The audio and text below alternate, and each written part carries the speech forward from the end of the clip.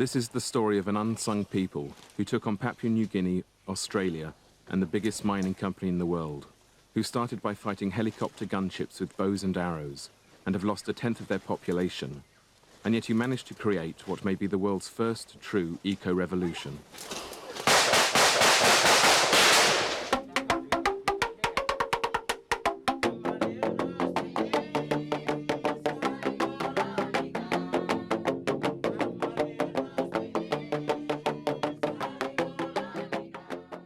Hi, everyone. We are the Good Doctors of Abbey Research. I'm Dr. Kristen. I'm Dr. Erin.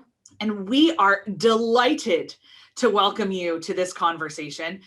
We're two social scientists with PhDs who are obsessed, honestly, we're not using that lightly, with talking about culture, both popped and lived, because we have this idea that if we talk about stories about different people, we'll understand the world and each other just a little bit differently and maybe live more cohesively. And that is the whole point of our lives.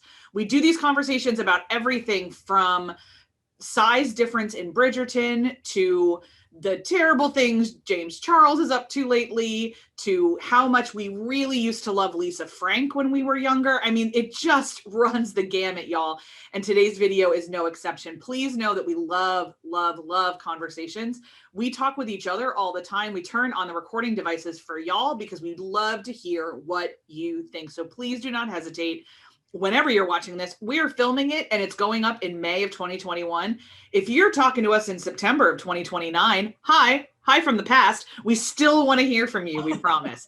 So give us a shout. Especially about this video. Well, all videos and all topics, really.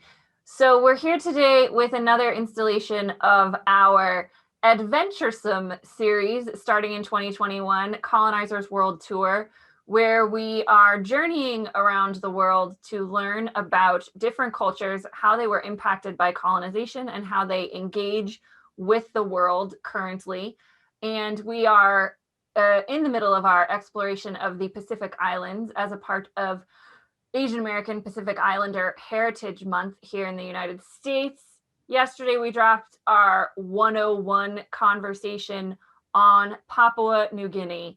And we've got our bit of art to discuss today. And oh boy, is it a doozy. Full credit to Dr. Kristen for finding this fantastic film. It's called The Coconut Revolution that we watched on Amazon Prime. A little bit of a primer for this documentary and Papua New Guinea and the island of Bougainville in which this documentary takes place. Bougainville is currently an autonomous region of Papua New Guinea, the largest island of the Solomon Islands archipelago. From what we learned during our time in Papua New Guinea, though it belongs in the Solomon Islands, Bougainville was gifted to Australia, or Australia took it. Let's be honest. And so it became a part of Papua New Guinea. 90% of the people in Bougainville live in rural hamlets and villages. Nearly 50% are illiterate. It has no radio or TV network that covers the entire population. The mine that they discuss in this documentary was established, the Panguna mine was established in 1969 and provided 45% of Papua New Guinea's export income after it opened in 1972.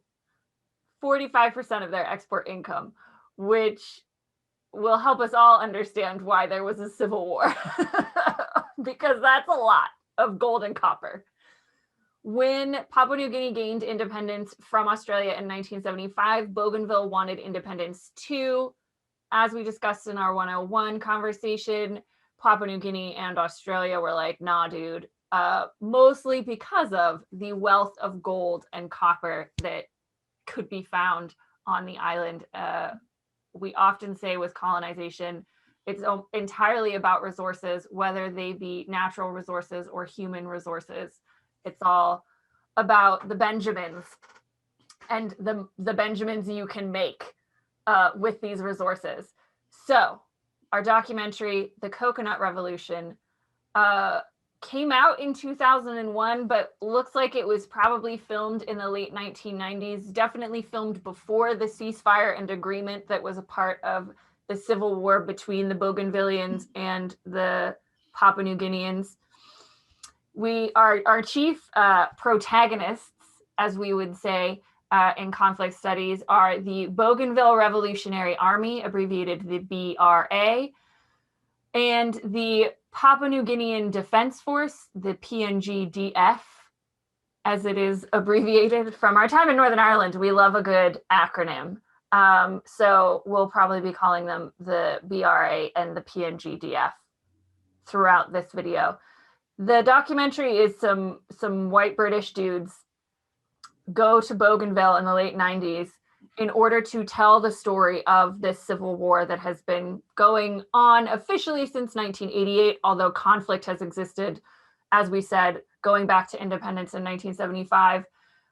We meet leaders from the BRA in several capacities, and we learn about why this documentarian wanted to spend time in Bougainville, specifically because it is known to be possibly one of the world's first eco-revolutions.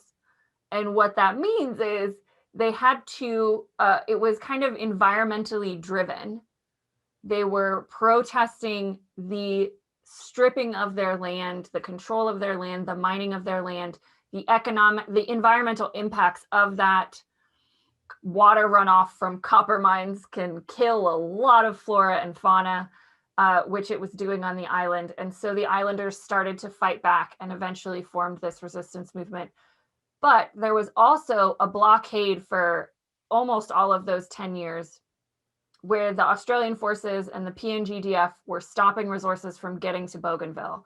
And thus the residents of the island had to become very resourceful in order to survive.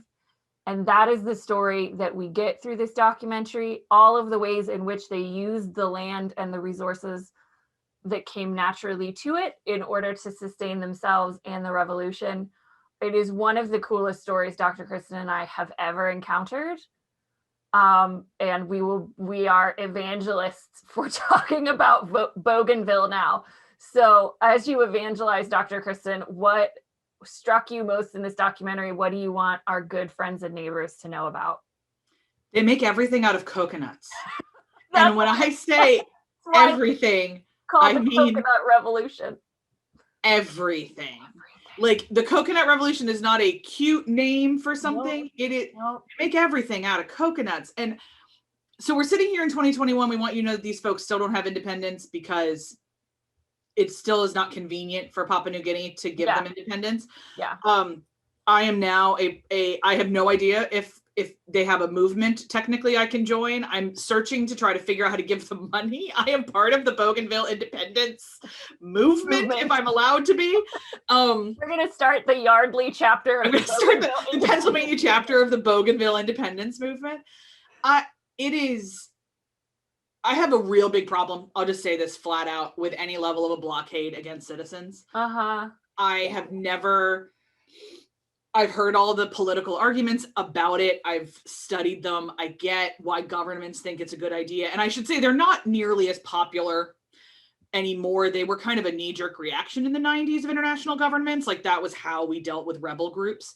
It's a little bit, they're less so now, but it's still, anytime it happens, it's wrong to me because the documentary is clear that the highest number of deaths was from starvation. Yeah. And I mean, we have this ongoing, as we film this, ongoing blockade, the Saudi blockade absolutely. in Yemen that has led to the largest humanitarian crisis. So I think blockades, they're our weapon of war, and we don't talk about them the same way we talk about guns and bombs. No, but you're starving people to death because you want, your assumption is that if enough of their people die or they get hungry enough, they'll give up. But here's the truth. The revolutionaries or the paramilitaries or the terrorists or whatever word you want to give probably already thought you were going to do that, have some blockades, have some stockades for themselves, or can figure out how to make everything out of coconuts. And so all you're doing is punishing folks who don't want to be a part of this conversation at all. And so that is always something that's going to strike me. this documentary does not get into anything the BRA did for the people of Bougainville, which is really like significantly in terms of like any sort, but it didn't have it. I don't think it had the space to be completely honest. Yeah, I mean, they touched on the planting, like how they learned to be farmers. Yes, and it was on medical support, but aside from that, yeah, the impression I got, I'll be completely honest, is that all the folks they interacted with were part of the resistance movement in some way. So I could be wrong, but that was just the impression I got.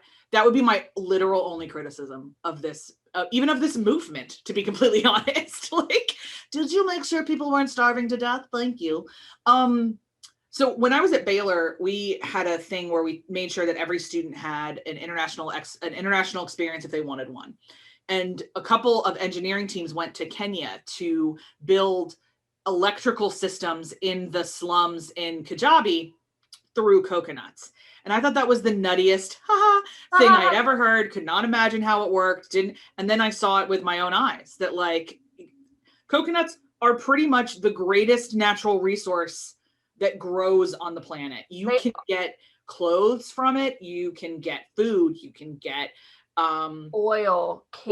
And let me tell you what else you can get from it. You can get feckin' gasoline is what you can get from it. Oh, these folks make gasoline out of coconuts. I struggle to make toast some days, and these guys are making gasoline out of coconuts.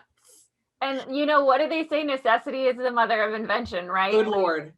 They had the level of human ingenuity and persistence and creativity that came like inherently from a love of the land. And like there was a quote from one of the documentary participants that said, in Bougainville, you don't come between the people and their land. And that was such a huge part of defending their land and their resources and their right to say what happened to those resources as citizens of that, inhabitants of that island. But yeah, I was absolutely blown away when they use very similarly to how a lot of Native American and indigenous tribes used every part of the animals that they engaged in, the bison particularly in the American West. They use every part of the coconut for something because they don't have any resources to waste. But yeah, it just absolutely floored me. And I was like, yeah, man, I made a sandwich today. It's a beautiful reminder. And like we watched this as we record this, I don't know, about 4 days ago, I watched this. Yeah. I've lost count of the number of people I have said they made gasoline out of coconut. Out of coconuts, yeah. So truly, we are evangelists for the coconut revolution. But to strip back, like that's a little hyperbolic and a little silly. But I want to strip this back really briefly. It is a beautiful reminder that people will fight for what they have a relationship with. Yeah. And if you don't understand that relationship before you engage in conflict with them, most likely you will be doomed. They don't love anything as much as they love their land because it is innately part of how the Bougainvillians understand their relationship with the world and also their faith system. I really loved the conversations about how their religious practices were in this documentary. The land is essential to their understanding of a very Christian idea of God, to be honest. Yeah. A very, very Protestant understand would not be outside of a lot of things except for the use of superstition, which again, we talked about synchronicity yesterday in the PNG 101. So hit that up. But the way that land works is honestly very close to the biblical understanding of identity, because in the Torah and in the New Testament, land is incredibly important. We just as Westerners have moved away from that relationship. Right. So I loved that. I hate the word primal in this situation, but I don't know what else to use. That like gut level human land interaction, watching that play out on screen. I really, really loved that. Yeah. And I think there was such a holistic approach to that relationship. That's a better word than primal. That's the word I was closer looking. That's yeah. Yeah.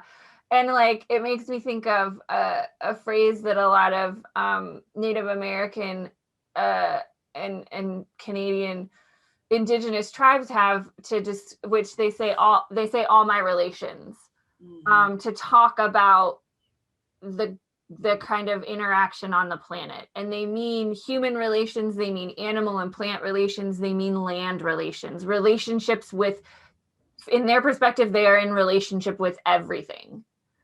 And they take that perspective into how they live their lives. And it's very similarly, I think, to how they do life in Bougainville, and thinking about all those relations and this concept of environmentalism and the damage that was caused by the Panguna mine. But then they also use what the land has to heal people. And they go through this whole thing where, like, the leader of the movement at the time, a man named Francis Ona, was also like a de facto healer, in that he had developed treatments for malaria and tetanus and dysentery and leftover asbestos from the mine developments to treat people. And asbestos was getting into people's bodies, which is how they had to get out of it. Asbestos is not a healing thing, just to be. Sorry if that was unclear. They were treating people for asbestos poisoning. For asbestos, yeah. Asbestos is never good, except when you're trying to insulate your home. I was once certified as an asbestos inspector, so. That's true. You know many things. And also they developed, I think one of my favorite things that I learned in this video was an herbal contraceptive that was not harmful to women. Yeah. And I was like, literally, they thought of everything. They developed hydroelectric power, which was one of the coolest things to see. But it's an entire culture of improvisation and creativity to solve their problems and to just try and survive during the blockade. It was absolutely flooring. Before we get to what I wrote, the epilogue, which was what happened on Bougainville after this documentary, was there anything else you wanted to make sure we highlight? No, I was just going to ask, why don't they still have independence? Could you tell us, please, Dr. Aaron? Yep, I'd love to. So this documentary takes place because at the end of the documentary, they do a brief epilogue. So I think it was filmed primarily towards the end of the blockade and right before the ceasefires, which happened in 1997. Peace talks begin in 1997. And there's a peace agreement in 2001 between Papua New Guinea and Bougainville, agreeing to the establishment of an autonomous region and an independent region, or an independent referendum. Like, they agreed in the peace deal, you can be autonomous. We agree, we will let you have an independence referendum. That was 2001. Their independence referendum took place in 2019, which is a long time from that peace deal. So it just happened in October 2019. More than 180,000 people participated. That's almost the entire population of Bougainville, which is, I think, around 200,000. 98% voted for independence. There are fears amongst a lot of people, even peace workers on Bougainville, that an independent state would not be able to provide services for the people. So we have some links in our Google Docs for Papua New Guinea about this that speak to some peace workers and peacemakers who didn't vote for independence, because it's very similar in a way to our study of Northern Ireland, that like Northern Ireland does not have enough viability to exist without support from another state. And so right now it gets 10 billion pounds a year from the United Kingdom. If it were to become independent, where would that support come from? And similar fears for Bougainville. The results of the referendum are non-binding. And so the leadership of Papua New Guinea and Bougainville will still have to negotiate based on the referendum. The final decision-making power resides with Papua New Guinea. Bougainville believes that they have a rather sympathetic prime minister currently in Papua New Guinea, but if it took them 18 years to have that referendum, who knows how long they're going to negotiate for. What I loved learning about, though, was that they have a very intensive reconciliation program between the Bougainville Revolutionary Army and the PNGDF, Bougainvillean residents and Papua New Guineans. And there was a lot of documentation of these efforts to reconcile what was a very violent conflict, and bloody and costly. 15,000, I think, Bougainvilleans died, mostly, as Dr. Kristen said, as a result of lack of resources and starvation. So it's an interesting it's an interesting study in conflict transformation that neither of us thought we were going to get when we decided pretty randomly to pick Papua New Guinea off a map of the Pacific Islands. So you can tell we're both very enervated by this conversation, but it's a fantastic documentary. And if you would like to be on our mailing list for the Pennsylvania chapter of the Bougainville independence movement, just drop in the comments and we'll make sure to get your email address. Yeah, your dues will be paid in shells, because that's Kina shells. So that's a wrap for now on Papua New Guinea. Don't be surprised if this pops up again in some other conversations we have around the channel, because just like everything else we study, we are obviously, I hope anyway, changed by what we know, and we hope you are as well. Join us next week where we venture to Guam. And I say that because I was far too old when I learned that the United States owned Guam. So you may be in the same boat, and we're going to talk about that next week. Yeah, I know nothing except that we own it, and I don't even know why. So come with us on this journey of discovery, and we'll see you for Guam. Bye, guys. Bye.